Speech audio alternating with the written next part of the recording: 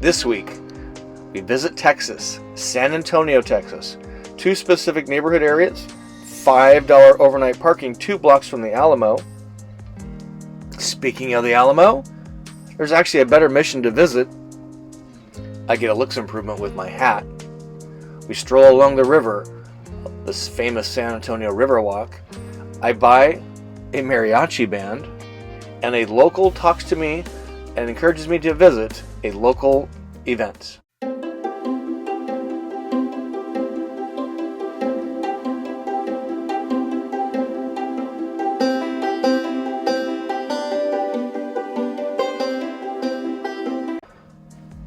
So doing some urban camping exploration, I found an overnight $5 parking lot 2 blocks from the Alamo near 4th and Broadway in downtown San Antonio.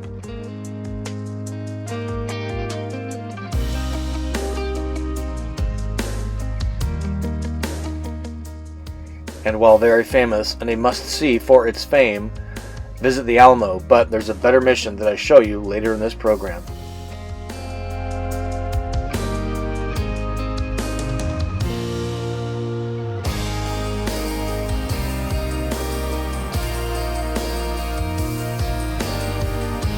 Alright, we're taking the bohemian lifestyle up a notch by getting a hat here at Paris Hatters. Been around for over 100 years. Myrna helped me pick out my hat. What do you guys think? I think it's kind of cool.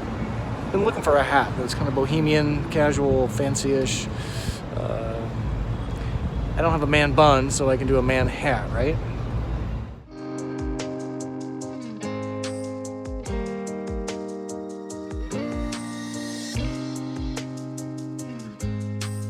Alright, this is kind of cool. There's a skate shop.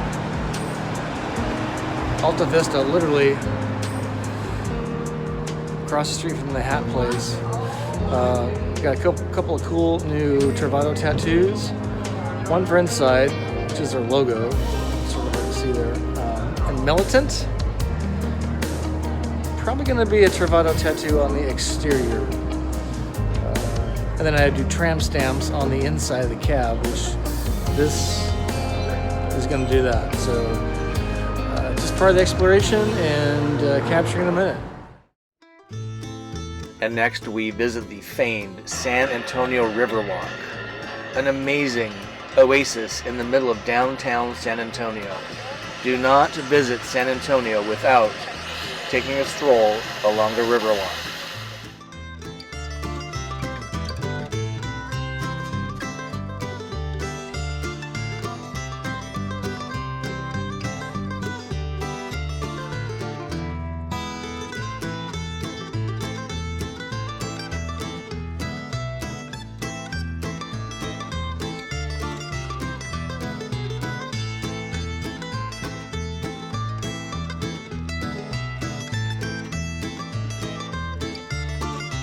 Alright, so that's the Riverwalk in San Antonio, Texas.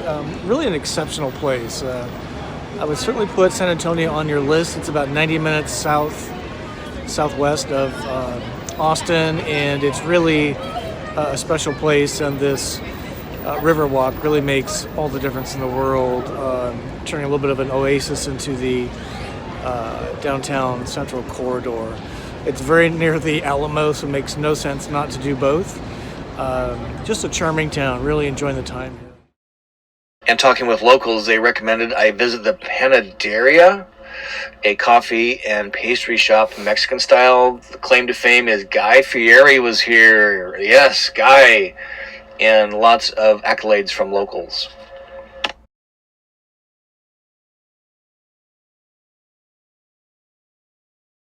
And I'm not sure about your community, but these bikes and scooters had taken over downtown.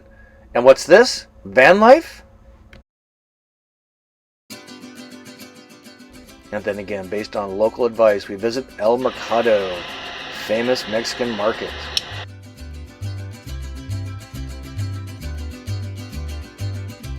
The mariachi band, it's like $15 for the whole set.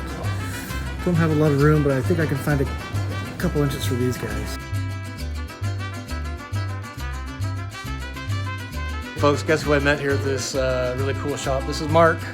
Mark from La Boutique International, the best store in El Mercado, the Market Square. And the newest store? No, this is the oldest store, the oldest owned store in El Mercado, the Market Square, historic. And what makes us famous? Well, whole market. the whole market has been here for, I don't know, 100 plus years. And it's gone through many revisions. I mean, across the street was the farmer's market. And it was all open air at one time. And, you know, back, I don't know, 40 some years ago, they actually they covered the roof and Air conditioning? put in air conditioning. Yes, my father-in-law has stories. They've owned the shop for 42 years. And my wife, my beautiful wife, Gabriella, she's been managing it. Thank you. Thanks for being willing to say hi to the channel. So. Oh, and when you come, La Boutique International is the name of the store. Okay. All right. Well, pleasure meeting you. Y'all have a good day.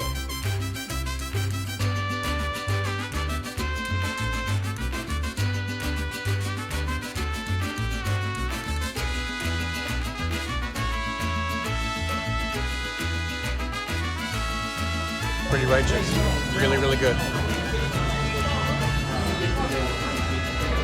All right, it was highly recommended that I visit the San Jose Mission, which is just over through the parking lot here. The reason being, it's the most intact mission from the 1700s. I did not go into the Alamo. I've heard that it's just an empty stone building. So while very historic, isn't a lot to see inside. So I kind of reserved the time for this. Let's go check it out.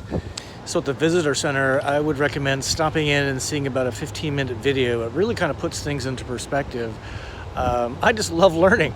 This is so amazing. So it turns out that I knew that the European diseases was largely responsible for wiping out a lot of folks.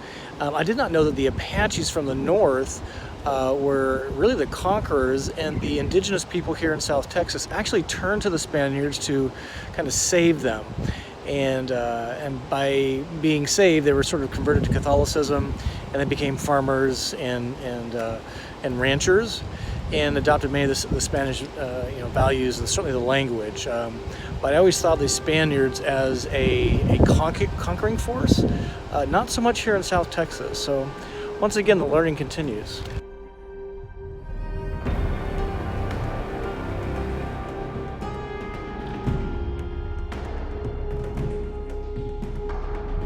Okay, so if you've seen my lighthouse climb in this circular stairway attempts, you know that this kind of stuff freaks the crap out of me, but so I'm glad it's kind of locked.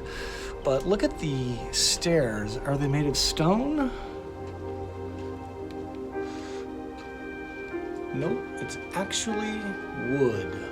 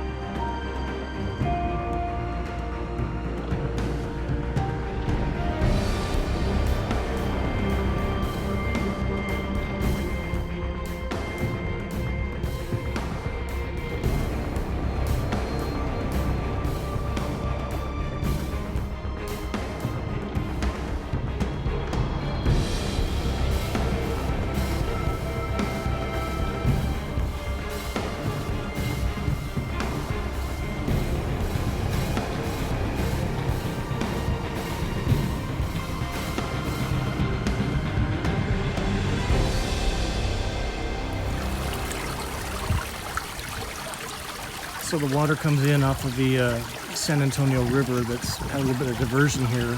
That was a big contribution from the Spanish. So clearly a locked gate system, diverting only what is needed to the mill. This being the mill pond to power the wheelstone down below. And that probably was the on-off switch.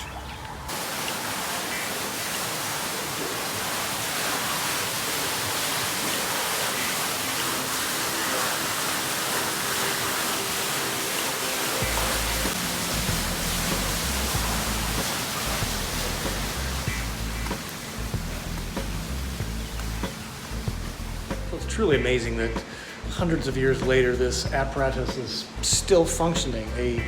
A mill grist, I think they called it, and it's a water wheel to grind grain. And this is probably where all the action was, which is right here, which is the big millstone. You can see that, powered by the water, but it's still running. So that is the San Jose Mission here in San Antonio, Texas. There are 4 of them actually, the Alamo being one. There's 3 in addition. This is the best one, everybody said, so glad we stopped by. Really a spectacular find. I'm really glad to see the National Park Service is overseeing this, and it's part of a UNESCO World Heritage Site, which is just love that we are able to preserve our human history. Getting ready for an event. What do you think?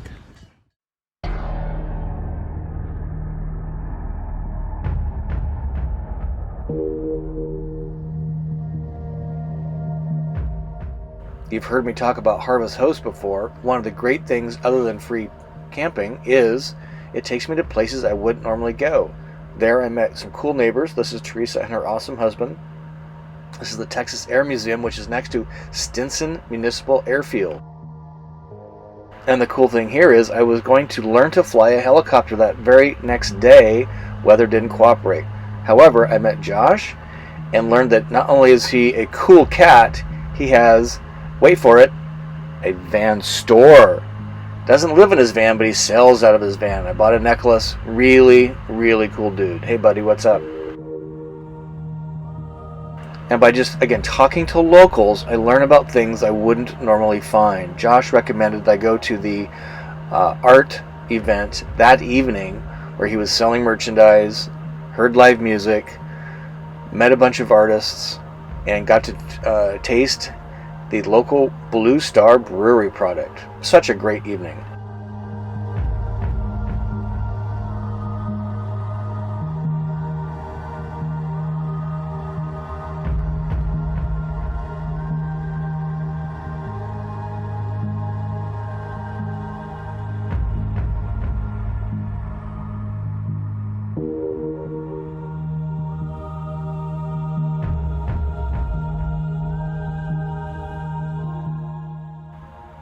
My advice, when you're in a locale, talk to the locals, get their advice, and take it.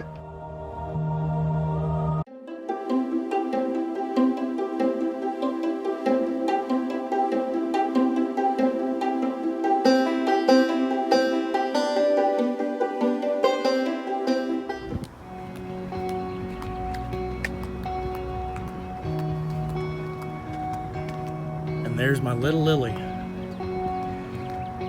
Little Mayflower, my little escape pod, my little... If you want to see more stories like this, please like, subscribe, comment. We'll see you soon. My little Dragon crew capsule, taking me to these amazing places, allowing me to live and work from the road. I am pinching myself, ladies and gentlemen. This is just extraordinary.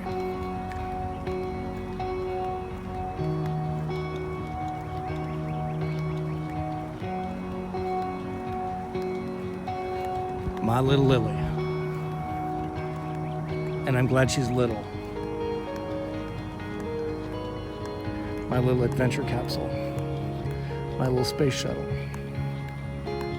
Thank you, Lily, for taking me to really amazing places like the San Jose Mission.